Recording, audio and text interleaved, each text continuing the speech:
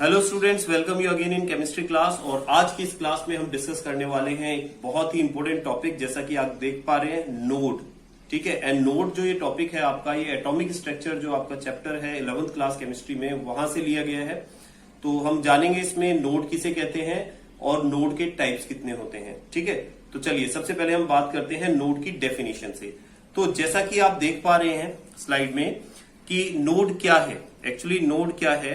Node is nothing but it is a region around the nucleus. Nucleus के चारों ओर का वो पर्टिकुलर रीजन, ठीक है, where the electron probability is zero, जहां पर इलेक्ट्रॉन के मिलने की पॉसिबिलिटी या इलेक्ट्रॉन की प्रोबेबिलिटी जीरो होती है, उस पर्टिकुलर रीजन को हम लोग क्या कहते हैं, नोड कहते हैं।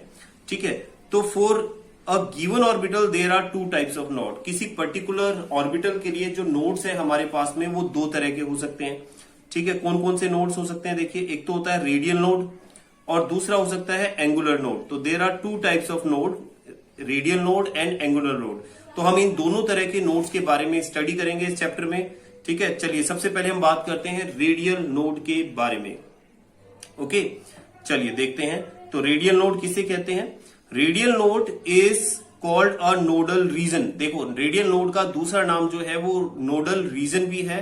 And radial node is a spherical surface where the probability of finding electron is zero. ये चीज बहुत ध्यान से समझने वाली है कि ये एक स्पेरिकल सरफेस है और इस स्पेरिकल सरफेस में इलेक्ट्रॉन के मिलने की जो पॉसिबिलिटी है वो जीरो होती है। ठीक है, इलेक्ट्रॉन के मिलने की प्रोबेबिलिटी जीरो होती है, जैसा कि आप इस डायग्राम में देख पा रहे हैं।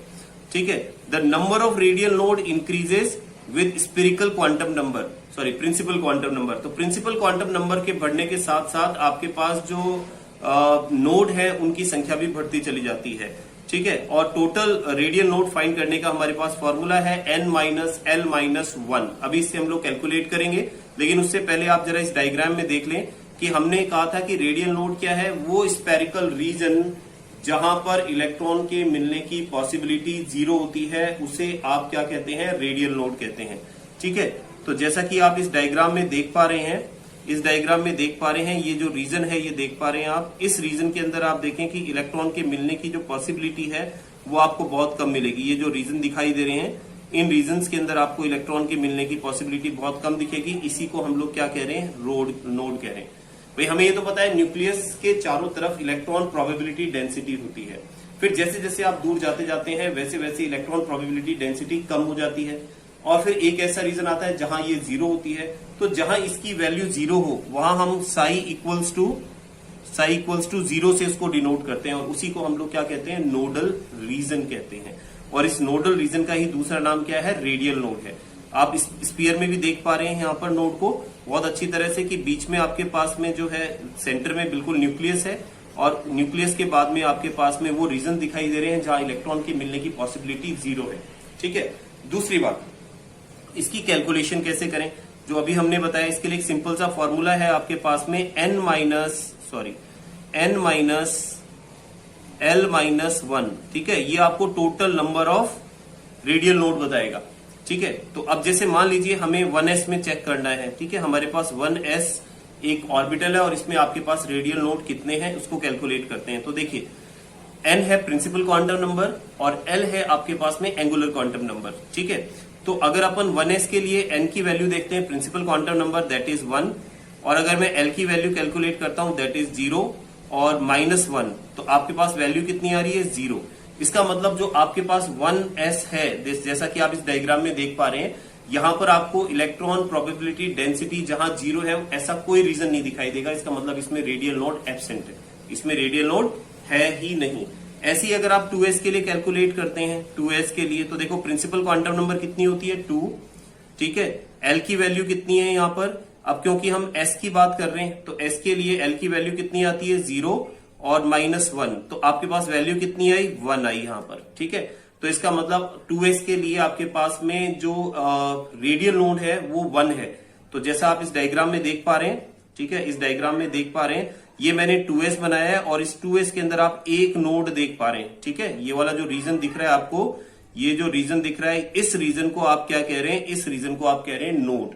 ठीक है, तो 2s में इसकी संख्या 1 है। इसी तरह से अगर आप 3s के अंदर देखें और इसी फॉर्मूले से इसको कैलकुलेट करें तो आप देख पाएंगे यहां पर आपको कितने रीजन दिखाई देंगे, 1 2, ठीक है। यहां 2 इस तरह के रीजन दिखाई देंगे जहां पर इलेक्ट्रॉन प्रोबेबिलिटी डेंसिटी आपको 0 देखने को मिलेगी, ठीक है। तो ये सिंपल सी कैलकुलेशन है जो आपको यहां देखने को मिल रही है। चलिए आगे बढ़ते हैं। इसके बाद हम बात करते हैं एंगुलर नोड के बारे में। तो एंगुलर नोड क्या है, देखिए angular node is also called as nodal plane. Angular node को आप नोडल प्लेन भी कहते हैं।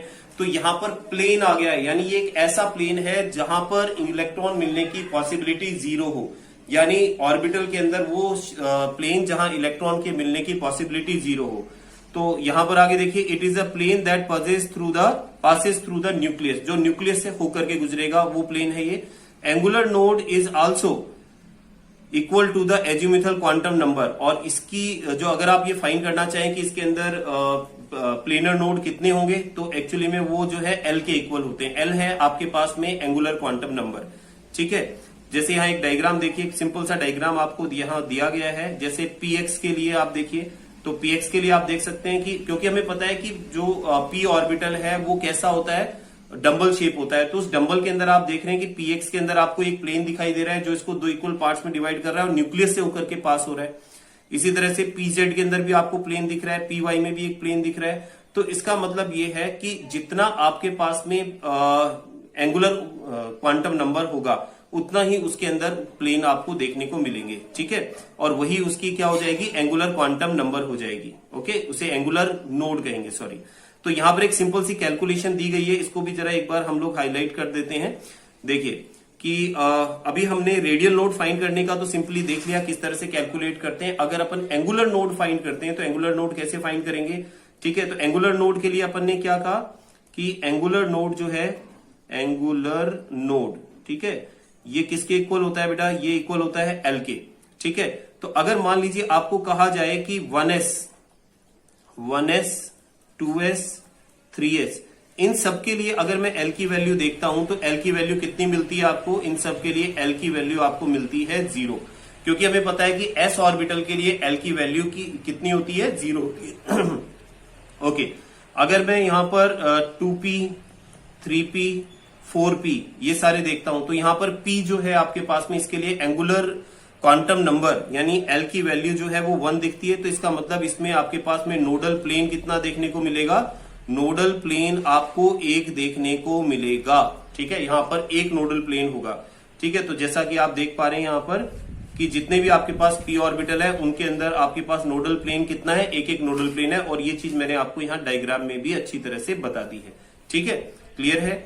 चलिए आगे बढ़ते हैं और इसी तरह से डी के लिए कैलकुलेट करने की कोशिश करते हैं। तो डी के लिए आप देखिए यहां पर आपको इसकी वैल्यू कितनी मिल रही है, 2, ठीक है।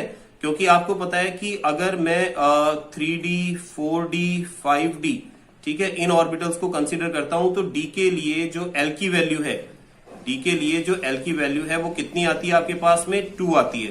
तो इसका मतलब यहां पर आपके पास में नोड कितने मिलेंगे, जो एंगुलर नोड होंगे, सॉरी एंगुलर नोड आपको कितने मिलेंगे, 2 मिलेंगे, ठीक है।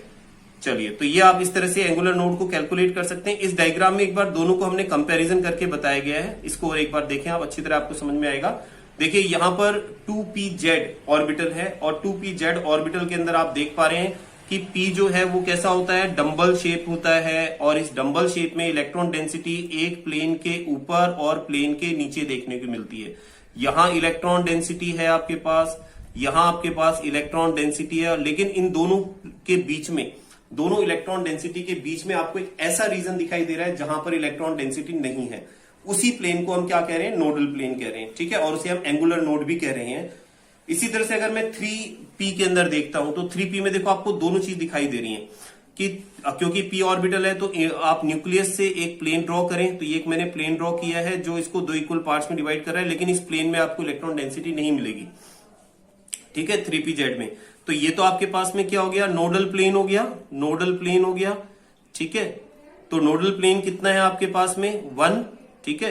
तो अगर आपको कहा जाए कि इसमें एंगुलर नोड कितने हैं 3p में, 3pz के अंदर, तो आप कहेंगे इसमें जो एंगुलर नोड है वो 1 है। और अगर इसके अंदर रेडियल नोड की बात करें तो रेडियल नोड वो स्फेरिकल रीजन होता है, स्फेरिकल रीजन होता है जहां इलेक्ट्रॉन डेंसिटी 0 होती है।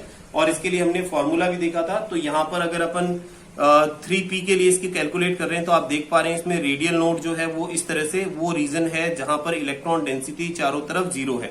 ठीक है, अच्छा अब इसके बाद आगे आ जाते हैं। अगर आपको कैलकुलेट करना है टोटल नोड, ठीक है, टोटल, तो आप कैसे कैलकुलेट करेंगे? तो एक सिंपल सा फॉर्मूला है आपके पास में total number of node calculate करने का, that is n-1, that is n-1। तो n-1 फॉर्मूले से आप क्या कैलकुलेट कर सकते हैं? टोटल नोड कैलकुलेट कर सकते हैं। ठीक है, जैसे मान लो आपको कहा जाए, रेंडमली आपको कहा जाए कि आपको 3p में बताना है टोटल नोड कितने होंगे। ठीक है, टोटल नोड को कैलकुलेट करके बताओ कितने होंगे।